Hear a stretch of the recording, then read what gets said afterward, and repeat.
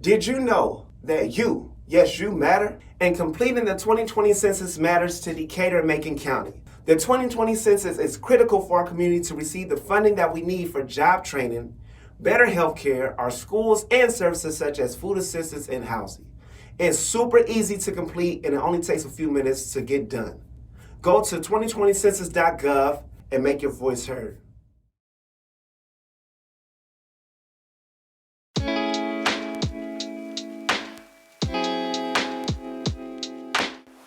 Welcome to Speak Up, Speak Out, a weekly online forum to discuss issues facing our community and working towards ways to enact real change. I'm your moderator, Terrence Tat Taylor, the double T with an A in the middle, a radio personality, DJ on Hot 105.5, essential skills instructor at Richland Community College, and now the new director of community investment with the Community Foundation of Macon County, one of the busiest men this side of Mississippi. Okay. Topics weekly on Speak Up, Speak Out will include everything from community action, mental health, family communication, and more. You can speak up, speak out, and join us every Saturday or on the Hot 105.5 Facebook page where you can catch us. I want to take a second, of course, to thank those that have made this thing possible. Crossing Healthcare, the Community Foundation of Macon County, United Way of Decatur and Mid-Illinois, Newhoff Media, and of course, the great city of Decatur.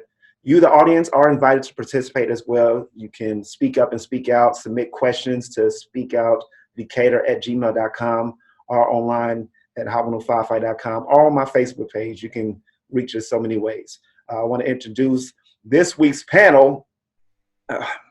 She's phenomenal. She's a leader in the community. I love her. Julia Livingston, Executive Director of Macon County CASA and the creator of the Discourse on Racial Difference of Macon County, Illinois Book Club. And we have another special guest, Heather Guasco. Guasco.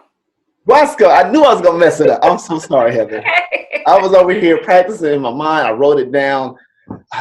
Heather is a third grade teacher. She's been a third grade teacher for years, but now she's transitioning as a K through third grade art teacher.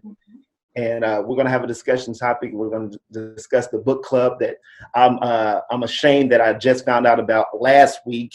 And it has over 600 members, and I wasn't one of them. Julia, talk to me, okay? Yes.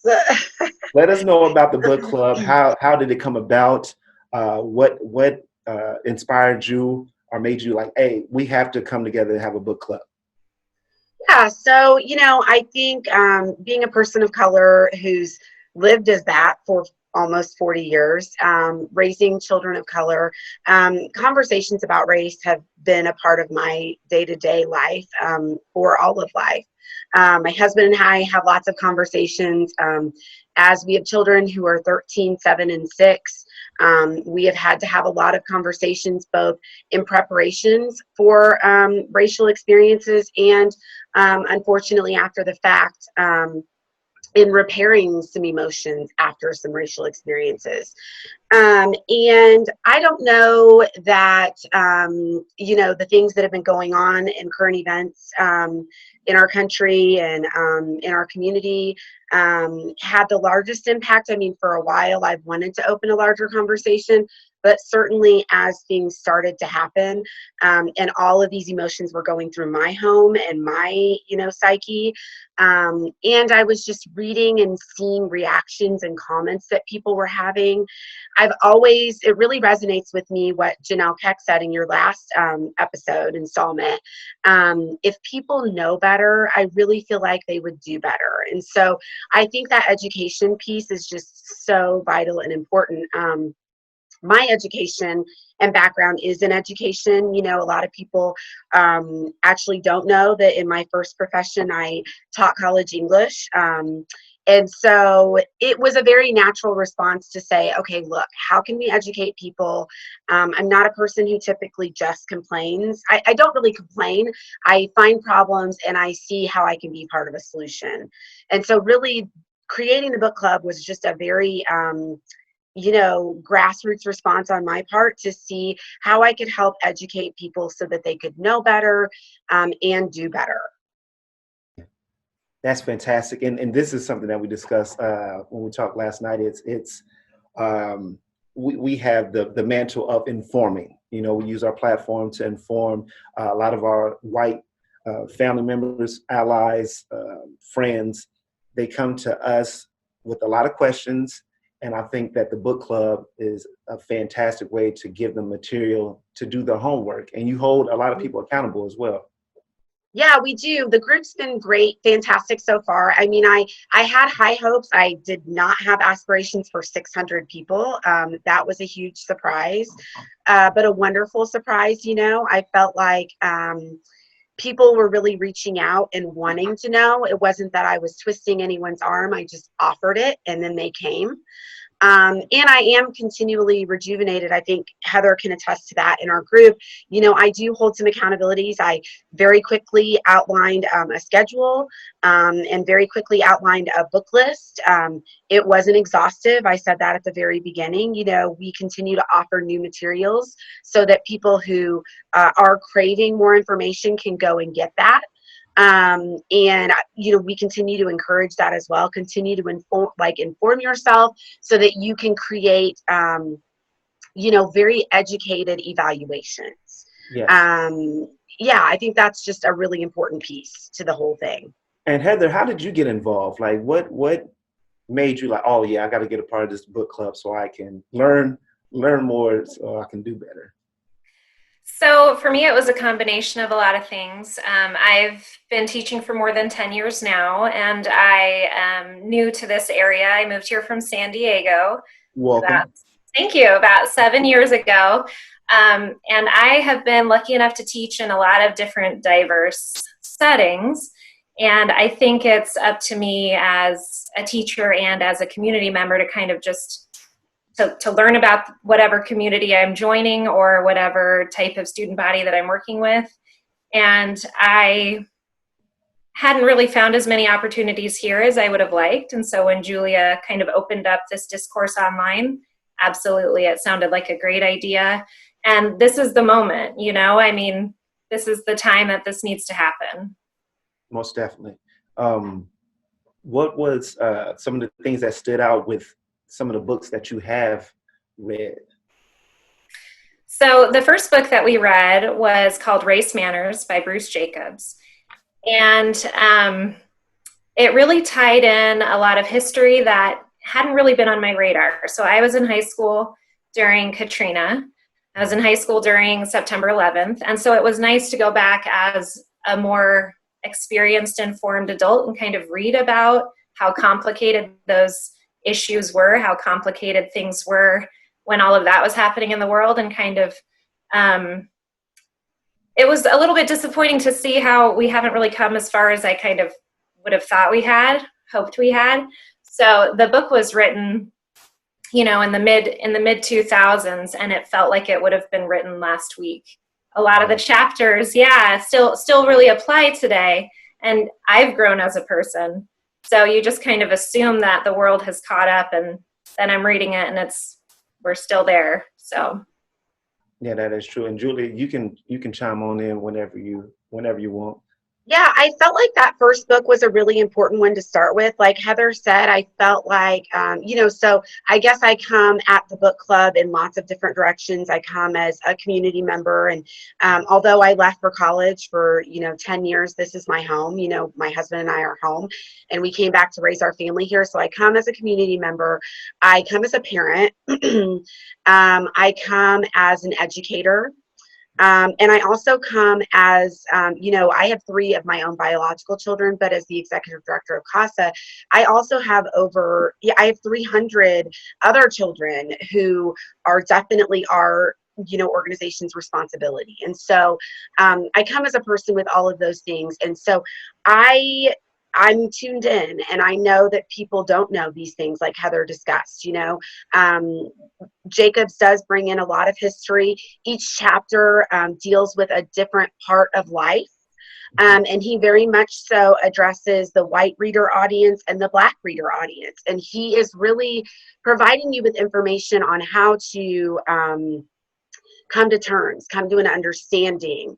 There's a lot of give and take. You know, he gives some allowances to white people who don't know. He also asks for some concessions from Black people, and I think these are all really important lessons we need to understand and focus on if we're going to come to this place of understanding. And that's really, for me, the goal of the book club, is to come to a place of understanding. Is that always going to be pretty and loving with rainbows? It is not.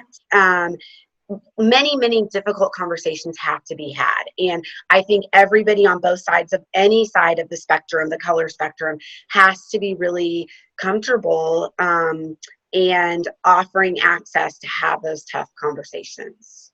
And speaking of having tough conversations, a little birdie told me it got a little saucy on the last discussion you guys had in the book club. Let's talk about how that came about, and what was the discussion that got some people uncomfortable and having a difficult time getting the source, the material. Right. So I think race is difficult any way you look at it. I know in your first episode, your other members talked about everybody on each side of the spectrum really feeling some discomfort at times. I do feel that typically for people of color, conversations on race are a little easier simply because we end up having to have them on a very regular basis. Mm-hmm. It was a really act of God, but I was able to get the author, Bruce Jacobs, to come to our first virtual meeting. And he joined us from Washington, D.C. And that is in large part thanks to the partnership with Natalie Beck and the Community Foundation, who have really been fantastic partners and feel like this book club is a needed discourse in our community.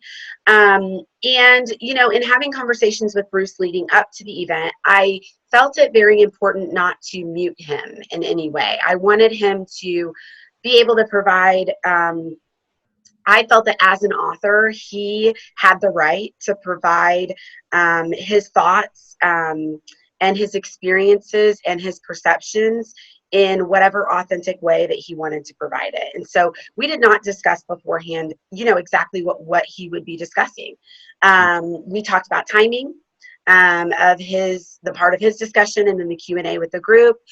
He was really thrilled. He had never been part of a surprise to a large group, and so he thought that was really cool.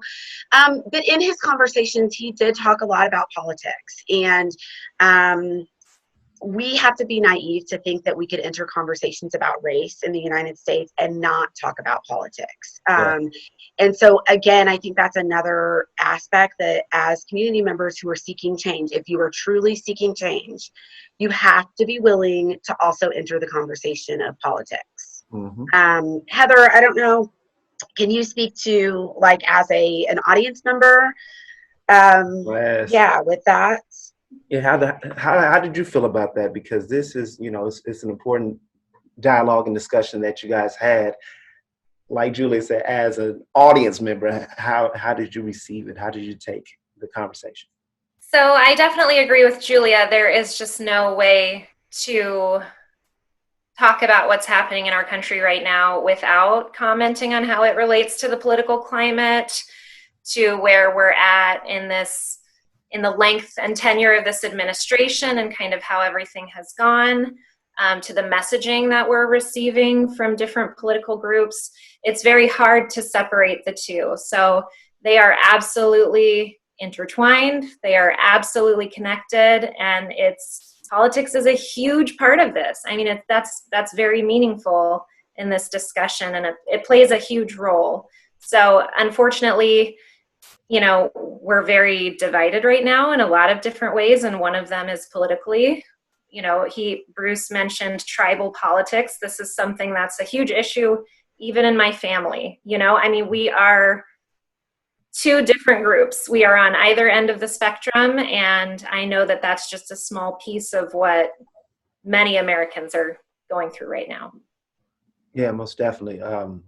But once again, those are the concepts. That's why I love this book club, because you can have, I feel like people should feel safe within this community of the book club to have those discussions, and to let the readers and those participating know that you will be uncomfortable and there's nothing that's not off the table. Am I right? Yeah. Yeah, I do. And I think, one thing that Bruce talked about and that I've continued to echo, I guess, for the group is that one person's experience doesn't stand for every person's experience. So, Bruce was really speaking to his experience as a middle-aged Black man. I mean, he has had a lot of experiences. I guess I should also add in other qualifiers. As a middle-aged Harvard educated author who is a Black man. I mean, I think he really spoke to why, as all of those things, he felt the way he felt. And, you, Tat, as a Black man, cannot disqualify Bruce's experience as a Black man because you've had different experiences, and I think that's what's really important too in coming to this understanding is really opening your ears and listening and processing and hearing how a certain person is feeling as a result of their experiences. Yes. We cannot take that away. We need to take that, absorb it, put it away in our Rolodex, and take it out as we sort of put together this collective piece of Black America, right? Yes. Do you guys in the book club, do you guys talk about like terminology, some things, the do's and don'ts of some of the, for example, I don't see color. Like, do you guys talk about like because a lot of white people are uncomfortable because they don't know what to say or what to do. That's why I like the book club, so you can have those discussions openly. And I know just now we're talking about terminology. So a lot of people want to step up and speak out and ally, but they won't say anything because they think they're going to offend us. Let me be the first one. You will be offensive, but this is the reason why we're here, so we can correct, educate, and then move forward. So do you guys talk about terminology and different vocabulary within this time? We did not get a chance to in the first book, but I think the book does lend itself to those conversations. He does talk a lot about, just different, again, experiences and advice to both white America and Black America. So we certainly could have talked about that. And I'm just trying to roll through my mind with the different books that I have scheduled out. There are definitely other places where we definitely can discuss terminology as well.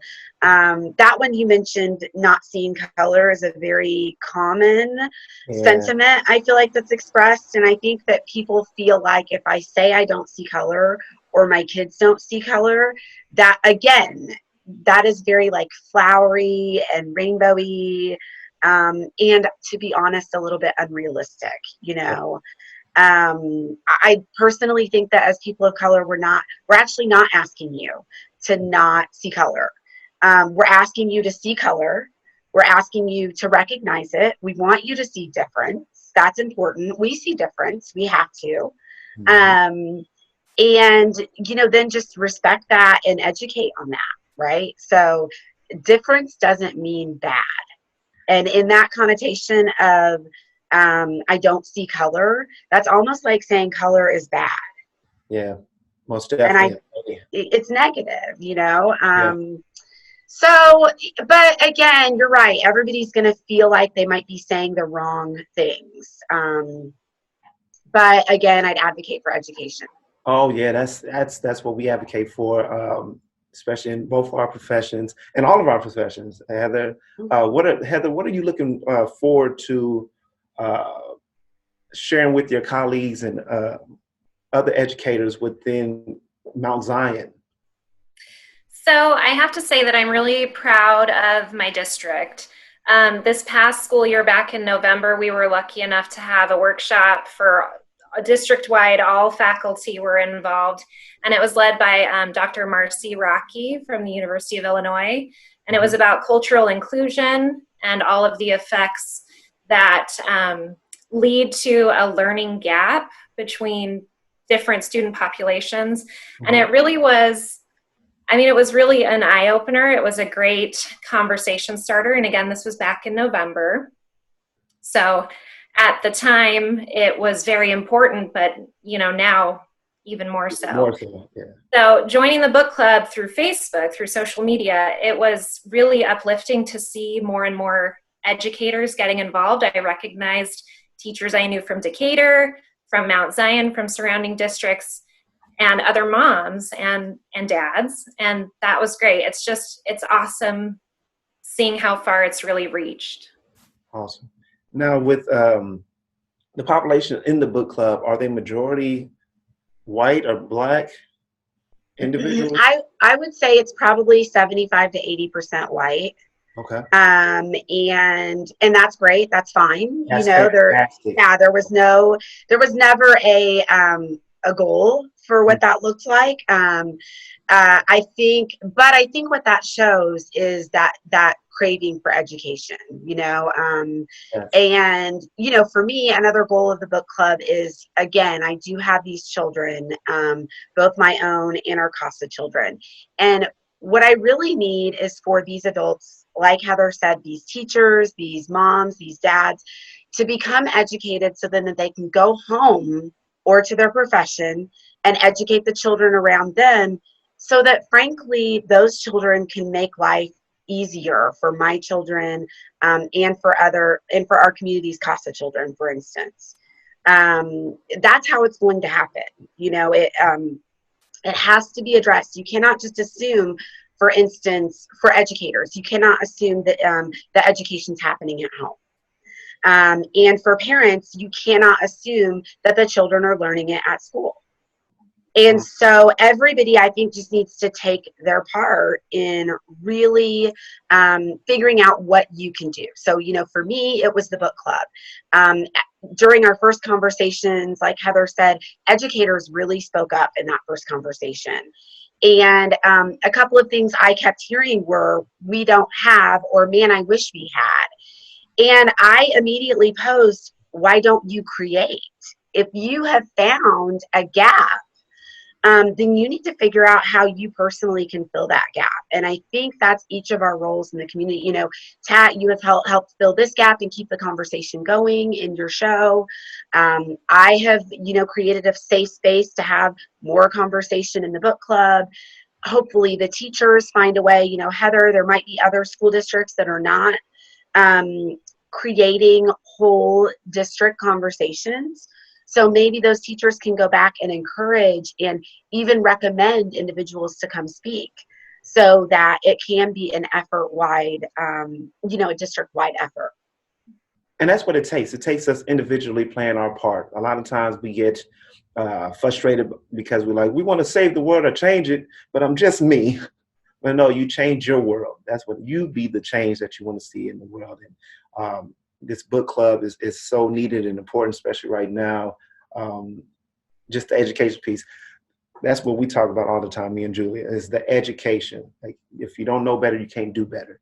What are some things that you are looking forward to for both of you guys? This question for this book club. What do you see? What are you most excited about, and what do you see this book club leading to? Heather?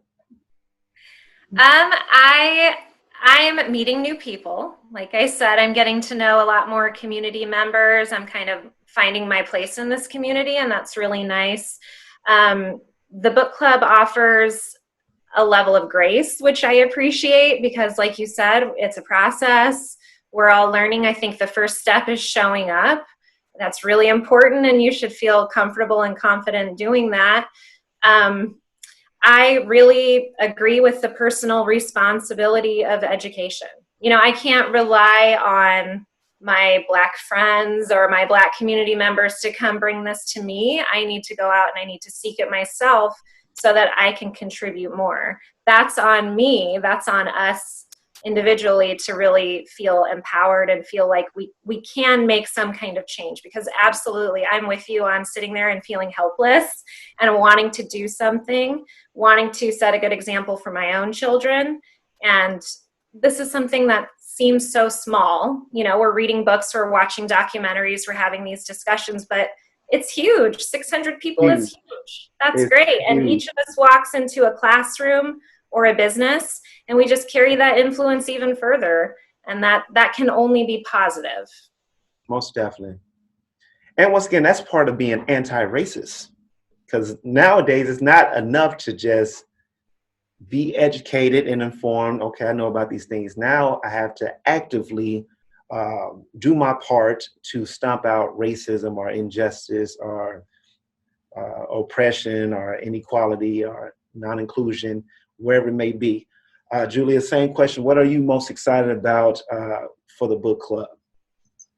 So I probably have lots of motives. I think I shared quite a few already. As an educator who has taught English, you already know, and I'm in my office / library in my own personal I see it in the home. I background. know. I may or may not have insurance on my books. But I am secretly also really excited that I might be creating adult readers. That's another thing. Yeah, Yes. I will say a lot of people message me as they're reading these books and as they're finding new information, and just the messages of, oh my goodness, I'm only in chapter 4, but like mind blown. You know what I mean? Those are the kinds of things that I'm like, yes, we're doing the right thing. It's those, I personally don't need a lot of motivations, to tell you the truth. I'm a pretty good self-motivator. But there certainly are, those things, those little tidbits really help keep moving me forward, to know that things are going right and that people are receiving this information in a positive way. And so yes, I am creating hopefully maybe a newfound love of reading.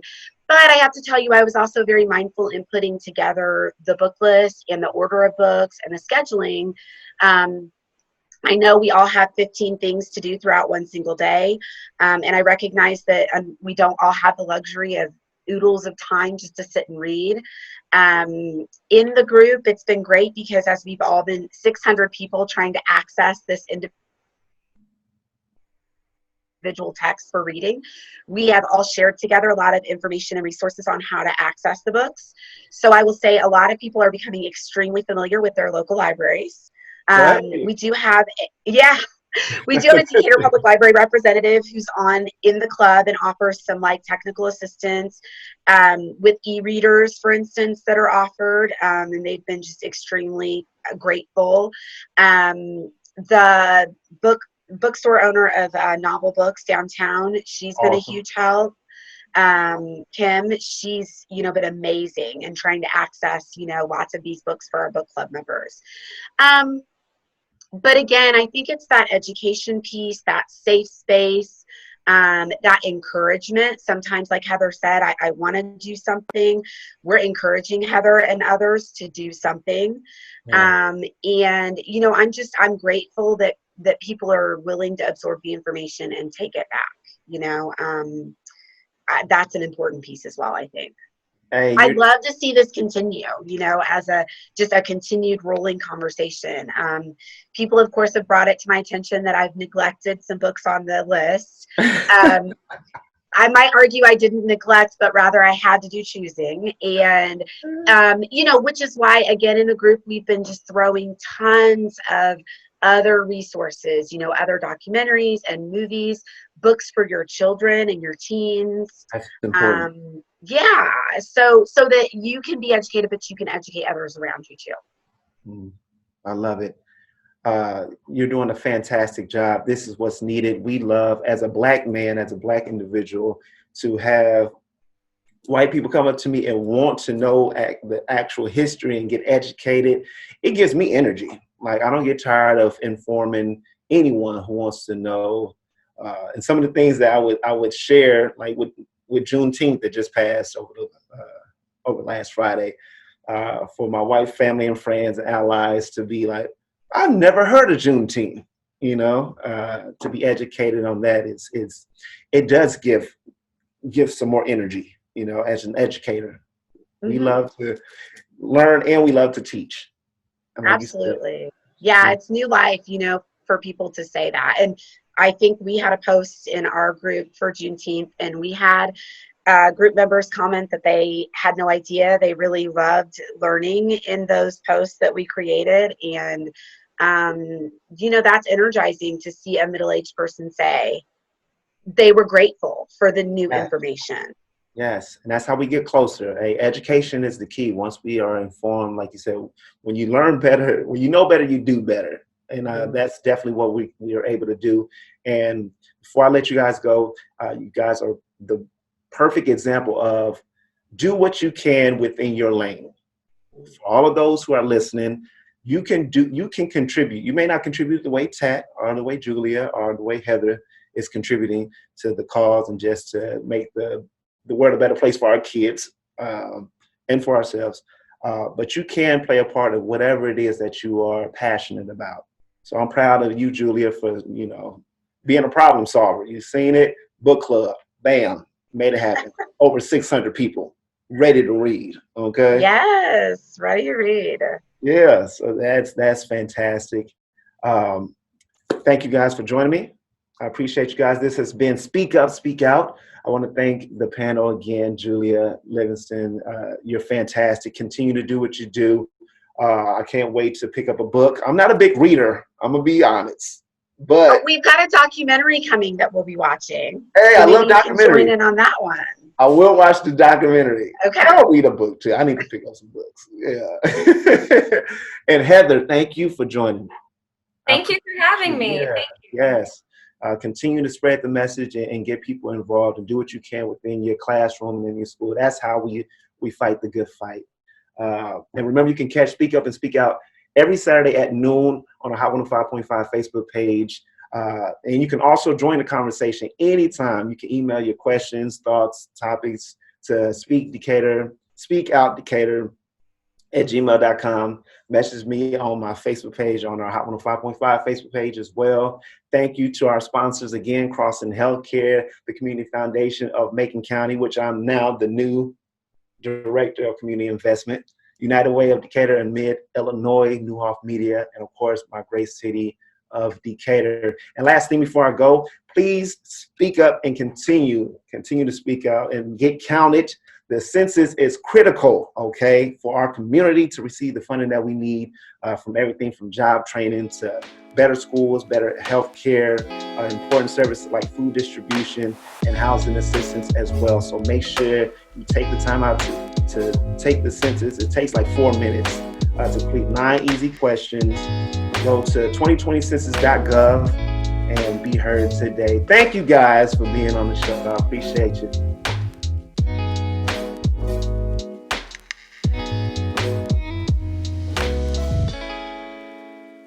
Every 10 years, the U.S. Census gives communities across America the chance to get the funding they need. But there's a catch. The money is based on counting an accurate number of residents in each state. The fewer people we count, the less money Illinois gets. Illinois has received nearly $60 billion from the federal government based on numbers from the last census. Every person who doesn't fill out the census means less money for Illinois. That's money we could use for new school programs to help our children thrive and succeed, for building new bridges that would help you travel safely on your morning commute, for paving roads and ensuring more reliable public transportation, and for improving our hospitals and clinics so everyone gets the best health care. In Illinois, we deserve our fair share, and it starts with all of us being counted. Visit my2020census.gov or text 987-987 to learn how you can fill out the census today.